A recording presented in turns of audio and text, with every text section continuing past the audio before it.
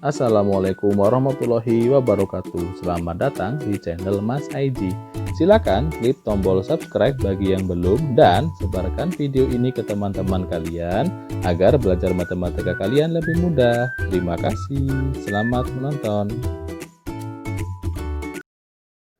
Untuk video kali ini kita akan melanjutkan pembahasan tentang bangun ruang sisi lengkung. Di sini kalau pada video yang pertama kan kita sudah bahas tentang tabung ya. Di sini kita lanjut untuk yang bagian kerucut. Nah, kerucut ini bentuknya seperti ini ya, seperti topi gitu ya, topi ulang tahun ya. Atau berupa apa ini? Kon es krim gitu ya.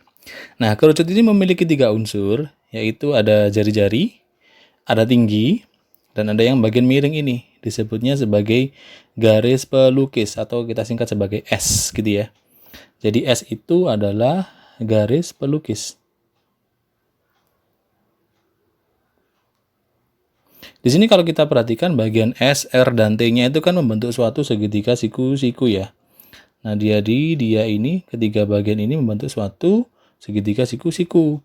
Nah, karena membentuk segitiga siku-siku seperti ini, maka akan berlaku teorema Pythagoras. Sehingga ini nilai dari S kuadrat itu sama dengan R kuadrat ditambah T kuadrat. Ingat-ingat ini ya. S, R, dan T membentuk segitiga siku-siku. Nah, kalau misalkan bagian kerucut ini kita potong begitu, kita potong di bagian ini, melintangnya satu di bagian S, dan bagian alasnya kita potong juga, maka akan menjadi 2 bangun datar. Yaitu berupa potongan lingkaran seperti ini, atau berupa juring gitu, dan ada yang berupa lingkaran atau alasnya. Nah, hubungannya S dan R ini apa? Di sini misalkan ada sudutnya gitu ya, kita anggap alfa lah, alfa derajat. Nah, nilainya R itu adalah alfa derajat dibagi 360 dikalikan S. Seperti ini. Nah, jadi nilainya R lebih kecil dari nilainya S. Nah, di sini yang bagian selimut dari kerucut itu kan berupa potongan lingkarannya atau berupa juring ini ya. Nah, jadi bagian ini disebut sebagai selimut, yang ini menjadi suatu alas. Nah, untuk ukurannya kita lanjut ke slide berikutnya. Nah, ukuran dari kerucut itu nanti ada 3, ada luas permukaan, ada luas selimut, ada volume, sama seperti di tabung. Untuk luas selimut dulu.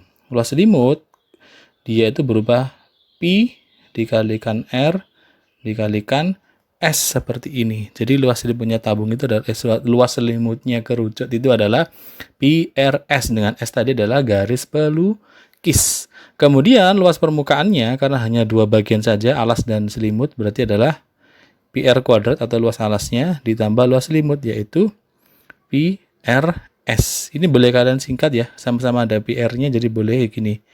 PR dalam kurung R ditambah S, bisa seperti ini. Sedangkan untuk volumenya, volume dari kerucut ini, ingat-ingat kalau tabung kemarin itu konsepnya mirip seperti prisma ya.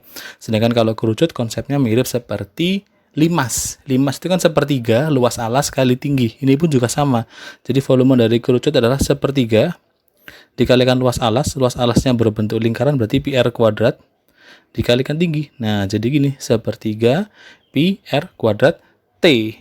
Tetap sama, pi itu bisa bernilai 22/7 atau boleh juga 3,14, tergantung dia memiliki kelipatan 7 atau tidak. Kalau iya berarti bisa pakai 22/7, kalau tidak ada kelipatan 7 bisa pakai yang 3,14.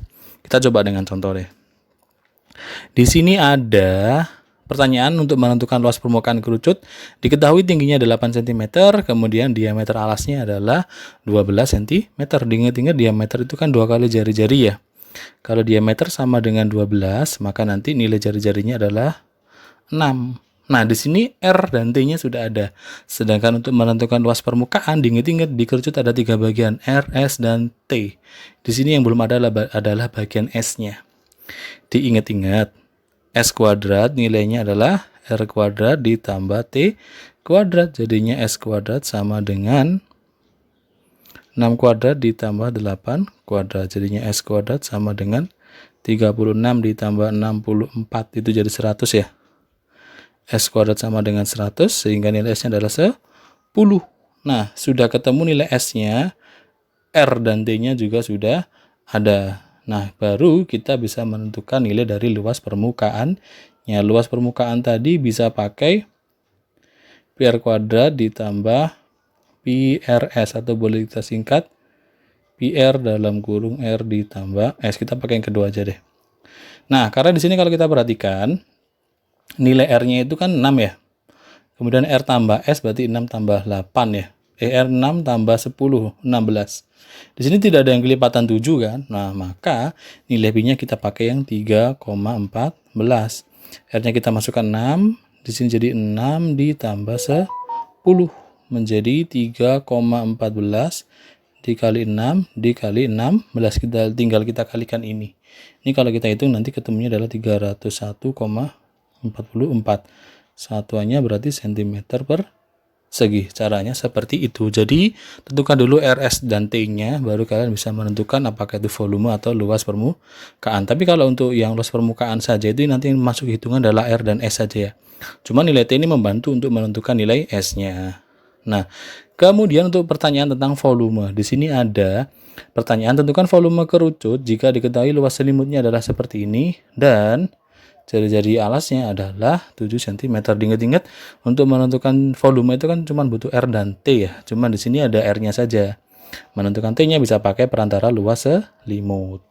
Nah, luas selimut tadi adalah pi RS gitu ya. Jadi 550 sama dengan, nah pi-nya pakai berapa? Di sini karena R-nya 7 kita pakai yang 22/7 dikali 7 dikali S gini ya. Ini kan bisa saling menghilangkan nih 7-nya. Jadinya jadi 50 sama dengan 22 dikali S. Sehingga nilai S-nya adalah 550 dibagi 2. Ketemunya 20. Nah, ternyata S itu adalah 25. Setelah S-nya ketemu, baru kita tentukan nilai T-nya terlebih dahulu. Diingat-ingat tadi dia membentuk segitiga siku-siku ya. Jadi S kuadrat sama dengan T kuadrat ditambah R kuadrat. Jadinya 25 kuadrat sama dengan T kuadrat ditambah 7 kuadrat. Tapi kalau misalkan kalian sudah ingat triple Pythagoras, bisa langsung tanpa melalui penambahan ini. Jadinya 625 sama dengan T kuadrat ditambah 49. Sehingga T kuadrat adalah hasil pengurangannya ya, itu ketemunya 576. Atau T-nya, akarnya 576 itu adalah 24. Nah, setelah ketemu nilai T-nya, baru kita bisa menentukan volumenya. Di sini saya singkat untuk memperlebar tempat hitungan volumenya ya. Jadi volumenya adalah apa tadi? Sepertiga pi R kuadrat kalikan T. Jadinya adalah 1/3.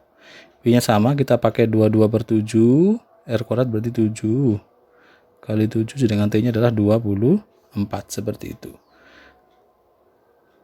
Kita pakai warna biru misal. Nah, jadi di sini misalkan ini bisa dibagi 3 kan ya. Jadi 8, ini 7-nya habis. Jadi hasilnya adalah ini 22 dikali 7 dikali 8, itu ketemunya adalah 1232. Satuannya cm kubik atau pangkat 3. Nah, jadi seperti itu pembahasan tentang kerucut, mulai dari bagian-bagian dari kerucut, kemudian bentuk-bentuk pembentuknya kerucut, dan hitung-hitungan untuk luas selimut, luas permukaan maupun volume dari kerucut. Nah, sekian untuk video kali ini. Semoga ini bisa membantu proses belajar kalian di rumah. Terima kasih sudah menonton. Saya akhiri. Wassalamualaikum warahmatullahi wabarakatuh.